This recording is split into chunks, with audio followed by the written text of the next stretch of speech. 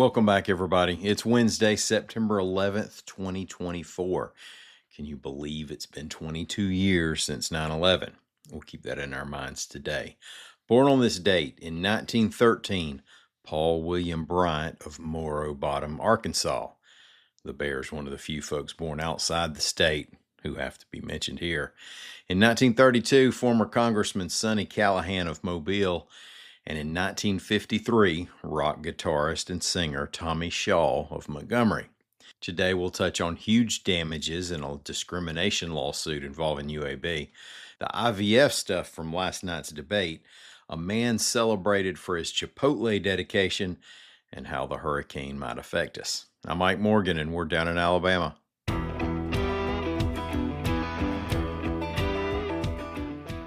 A jury has awarded a former UAB research scientist $3.8 million over her discrimination claims, while UAB disputed the verdict, reports AL.com's Howard Koplowitz.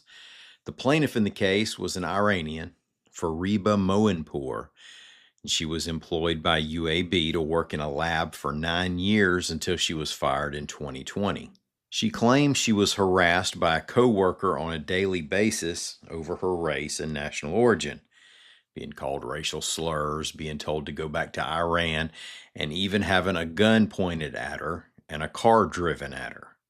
She also claims she complained to her supervisor, but was told nothing could be done because he would be fired or killed or would kill himself.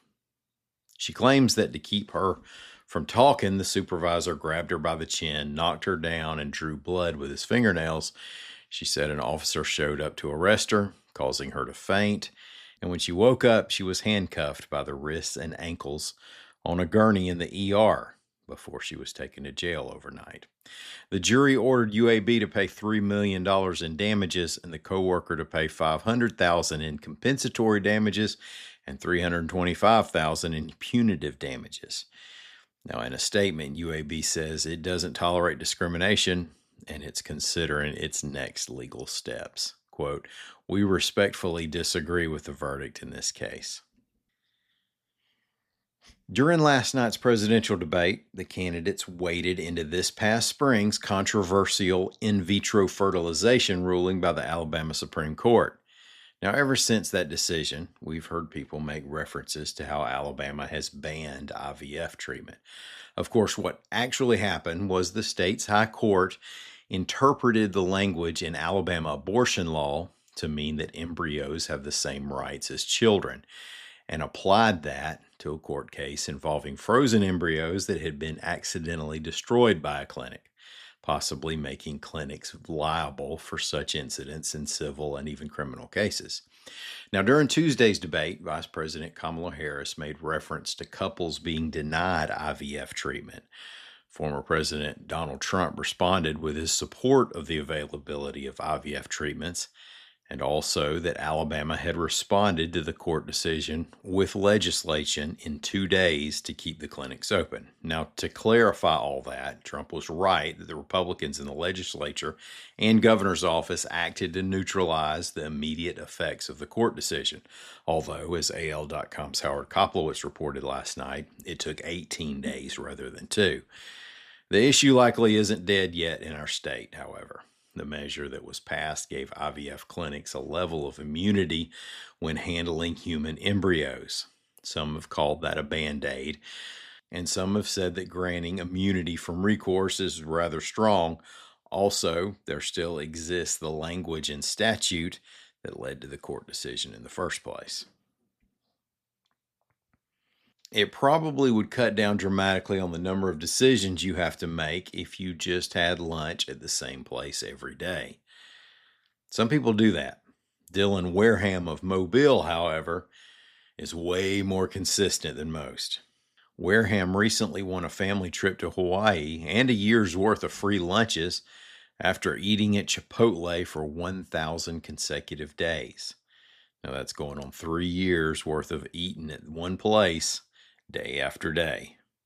He celebrated the milestone Monday with the company at the Airport Boulevard location there in Mobile, ordering his go-to burrito bowl with double chicken, white rice, salsa, cheese, lettuce, and a side of guacamole, and then announcing on his social media accounts that he and his family were heading to Hawaii the next day. It raises the question, how does one make it to Chipotle every single day for 1,000 days? Or even, how does one go 1,000 days without having to skip lunch? Wareham did say that he had to sneak a few burrito bowls into his luggage for a cruise he took a couple years ago. Hey, we're going to take a quick break, come back and talk hurricanes with Lee Morgan. Y'all stay with us.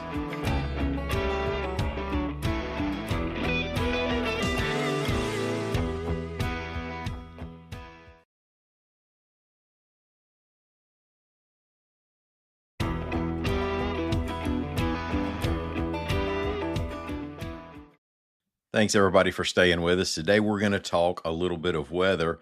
We have weather reporter Lee Morgan in the virtual studio with us. Hey, how you doing, Lee? I'm all right. How are you? Good. Now you've been on here earlier in the summer to talk about the hurricane season, and it was supposed to be a real busy one. Yeah, the good news is it hasn't been a crazy season so far.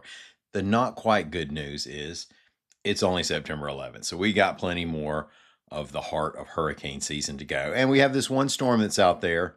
What's the name? I've already forgotten the name of this storm. Francine. Francine. How can you forget Francine? All right. As always, when we talk about hurricanes, we have to say this is not a live show. So we're not going to tell you exactly when 60-mile-an-hour winds are going to be coming down your street, knocking on your front door. But Lee, if you could give us kind of a general sense of what's going to take place in Alabama today, tomorrow, as a result of this storm that's going to probably make landfall in Louisiana. That's right. So we've got Hurricane Francine. It was upgraded to a hurricane Tuesday night. It's expected to make landfall today, anywhere from this afternoon to this evening along the coast of Louisiana. It's expected to be strengthening. Originally, they thought it might come in as a Category 2 hurricane, but they've dialed that back a little bit. So we'll just have to wait and see, because those things can be tricky right up until landfall. From then on, it's going to track to the northeast. The center of the storm isn't expected to directly move over Alabama. It will move to the west in Mississippi. But we'll get some. We're on the eastern side of the storm. Some people call it the dirty side of the storm. And so that means that we're liable to see wind, tropical downpours, high surf, rip currents, power outages, down trees, and tornadoes. So today, Southwest Alabama is going to be the place to watch. That's where you're going to get the rip currents. There could be some moderate to minor coastal flooding. It depends, the track on Tuesday kept shifting east a little bit at a time. If that trend were to continue, then some of the impacts for Southwest Alabama could be more than what we're talking about here. We could, parts of that area could get 4 to 8 inches of rain possibly. And, those are those tropical downpours that just, are incredible for a little bit. But really, and the National Weather Service in Mobile was becoming increasingly concerned about the threat for tornadoes. So sometime today, I would not be shocked if we see a tornado watch for part of southwest Alabama. We're going to really have to watch those rain bands coming on shore, because those are notorious for spawning really quick spin up tornadoes. And we've seen that happen. We haven't dealt with that in a while here, but it's time. It's our time. And then so that threat is going to shift to the north and to the east tonight and into Thursday. And on Thursday, there's a risk that more of Alabama north and central parts of the state, as well as South Alabama, could see some of those quick hitting tornadoes. So it's something to watch. Keep an eye on things. In addition, like I'm nowhere near the coast, but I'm gonna be charging my stuff tomorrow, my phone, my computer, to make sure, because you just never know. A tree branch could fall in the wind and knock the power out. The good news is the Weather Service, at least in North and Central Alabama, isn't expecting too many issues with flooding. That's because most of the state is either in a level 1 or level 2 drought. So it would take a whole lot of rain to flood some spots. Now, that doesn't mean the spots that always flood won't flood.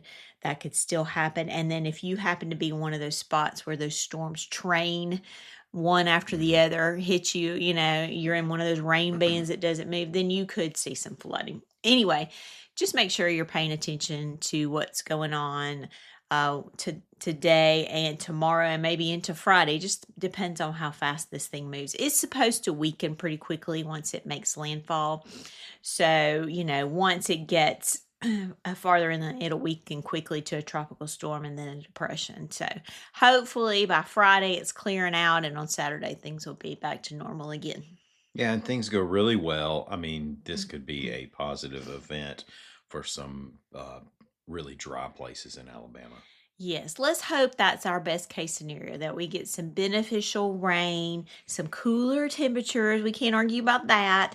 And that there's no tornadoes, that those don't materialize, and that areas along the coast don't have to do, there is, I should add, I didn't add this earlier. This is like one of the main things. There's a tropical storm warning along the Alabama coast, and there's also a storm surge watch.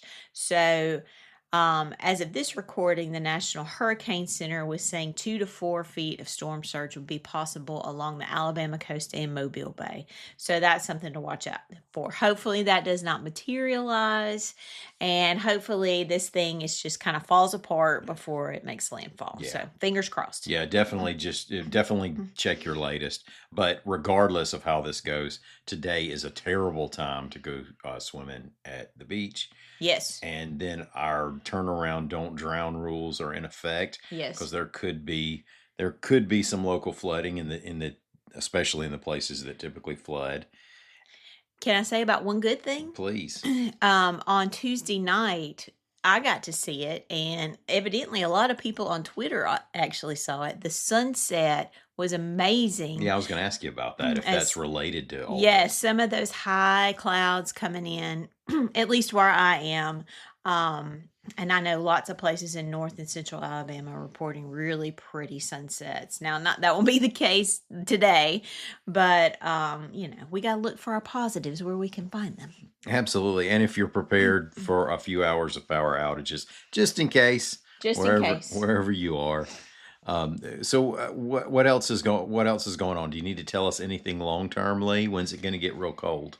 I don't know. November, December, never feels like. We always ask this in September. It's like it's football season, so we expect to wear jackets, I know, and all the fall stuff keeps coming out, and you want to have your pumpkin spice, and no. But no, Thursday, if we're lucky and we don't have tornadoes, it could be rainy and cooler, and we could pretend it's almost like fall for a while. But you got a while to wait. I did want to add something about hurricane season. We've only had 6 named storms, A, B, C, D, E, F, so far this year. 4 of them have become hurricanes, and if Francine does what it's supposed to do, all of this year's storms will have made landfall somewhere. All of the hurricanes this year have made landfall somewhere. 2 of them already in the United States. We had Debbie hit Florida, and we had Beryl hit Texas, and then we had Ernesto, which hit Bermuda, and then Francine looks likely to hit Louisiana, and then 2 tropical storms that hit Mexico. So we're like 6 for 6 in tropical storm impacts so far this season. Well, this high percentage turnout of even though it's a low number of hurricanes. Would you say that the warm Gulf, it's famously it's the record highs are being recorded in some places. that has to impact the ability to develop, right? That's probably that fit, right? It certainly doesn't hurt. Now, forecasters and hurricane watchers have been kind of flabbergasted that it hasn't been busier so far. Hey, I'm going to knock on something. I don't want it to be busier, but the outlook, at least from NOAA, was calling for 17 to 24 named storms, those tropical storms and hurricanes, before the season's over. And the season ends November the 30th. We've had 6 named storms so far. Although I think we're slightly ahead by a few days for the number of hurricanes this season, if you look at all the numbers, but as compared to a typical season.